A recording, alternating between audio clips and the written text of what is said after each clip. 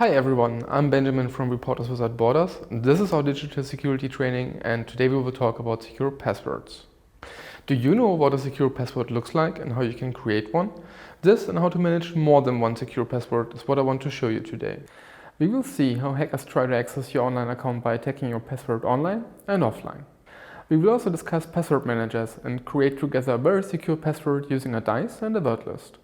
Passwords are probably one of the oldest forms of authentication, but we still use them on a daily basis. We use PIN numbers for our banking cards, swipe patterns for our mobile phones, and text passwords for our online accounts.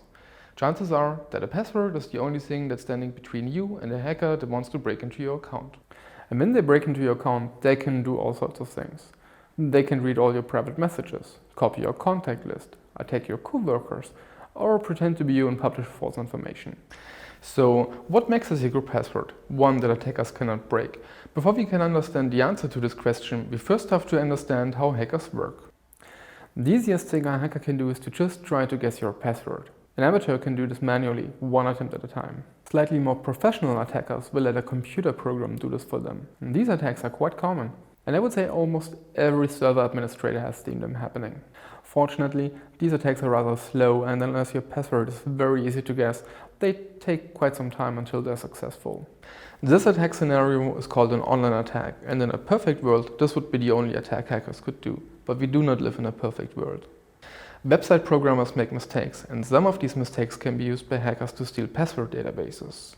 Hackers will look for these so-called weaknesses, not on the user's end, but on the website's end. And in fact, hackers steal password databases like a lot, and some of them even publish them on the internet.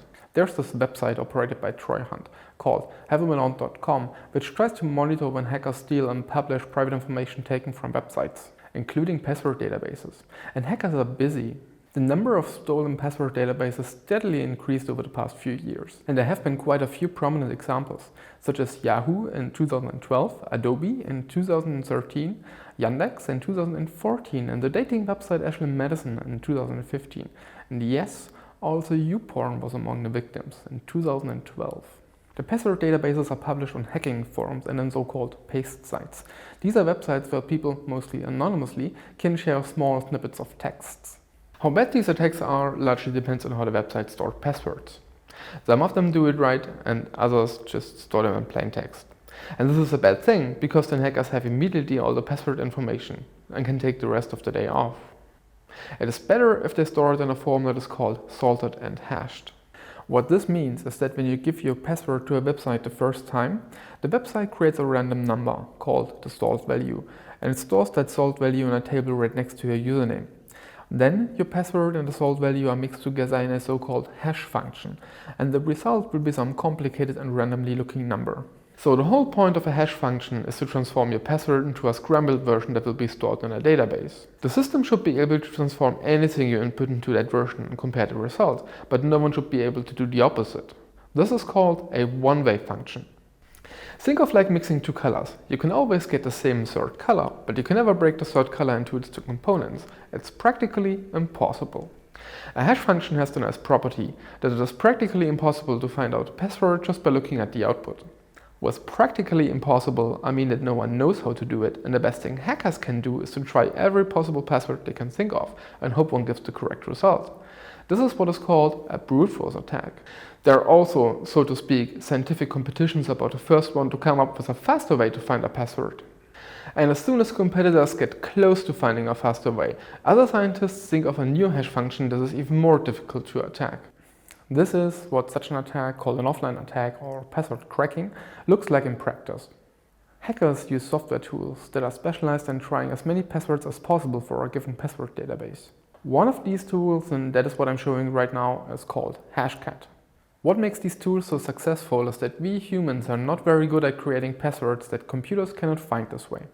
There's a whole lot of research about how humans choose passwords and how to predict them. Have you ever wondered how strength meters decide how strong a password is? I admit, some of them are of no use, but there are actually good ones that make use of the result of this research.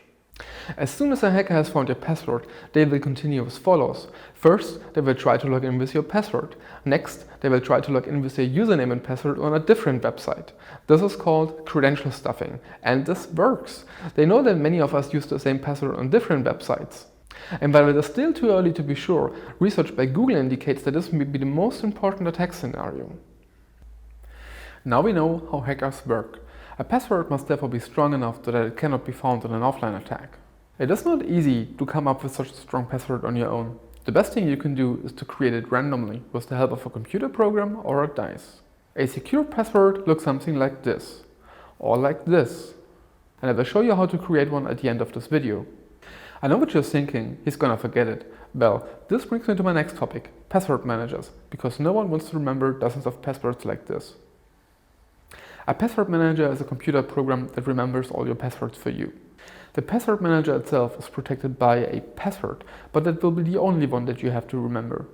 There are many password managers out there, and you should check out our help desk website for more information that help you choose one. I picked one example for today, KeePassXC, and will now walk you through how to use it. We start by downloading KeePassXC from its website. Before we download, we make sure that we got the right URL and that the connection is secure. I myself also checked the website certificate, but let's talk about this in some other video. If you want to, you can check the information on how to verify your download. I decided to do the basic integrity check, like this. Right when we start KeePassXC, it wants us to enter a password for our new password manager database. This password will protect all the other passwords that we want to store and is called the master password. The master password is the only password that you will have to remember. I decided to choose a secure passphrase, and I will show you how to create one by yourself at the end of this video. Let us now quickly add a new password. Let us call the passwords that we store in the password manager database site passwords. When I select a new site password on a password manager, I like to create it randomly and make it at least 20 characters. I won't be able to remember that, but I won't have to.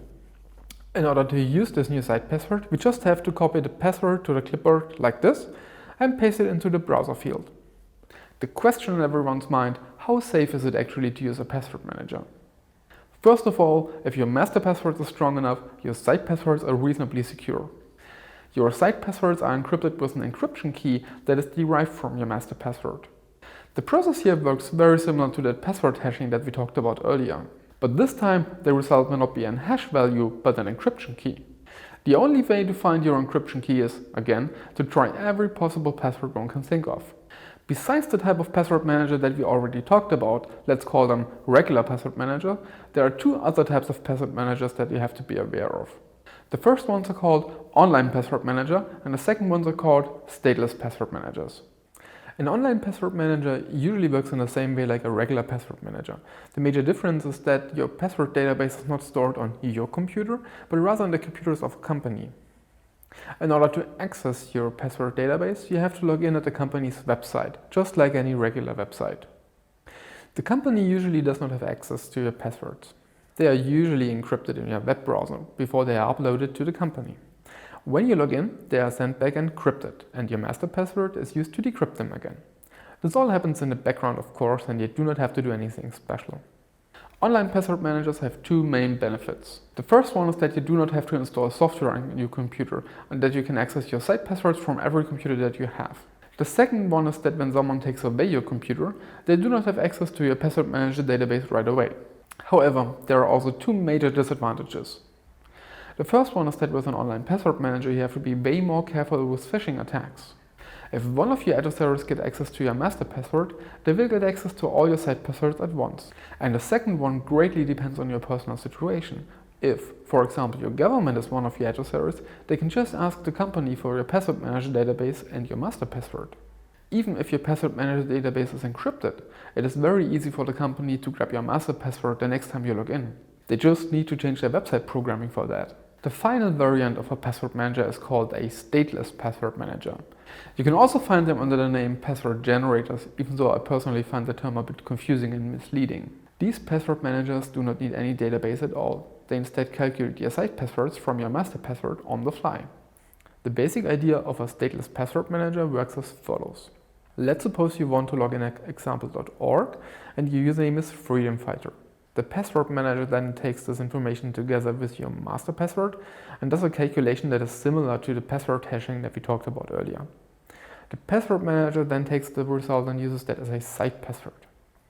On the first look, stateless password managers do have really nice properties, but it is quite challenging to use them securely. I do not recommend them unless you absolutely know what you're doing. I just want to tell you about 2 disadvantages so that you get an idea of what the problems are.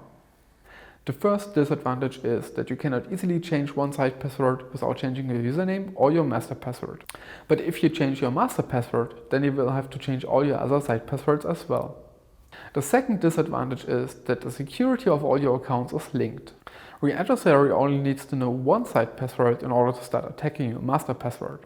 And getting one site password is probably easy. They just have to trick you into making an account at a website that is under their control. Now that we know how password managers work, there is still one thing left for us to do: creating one secure password.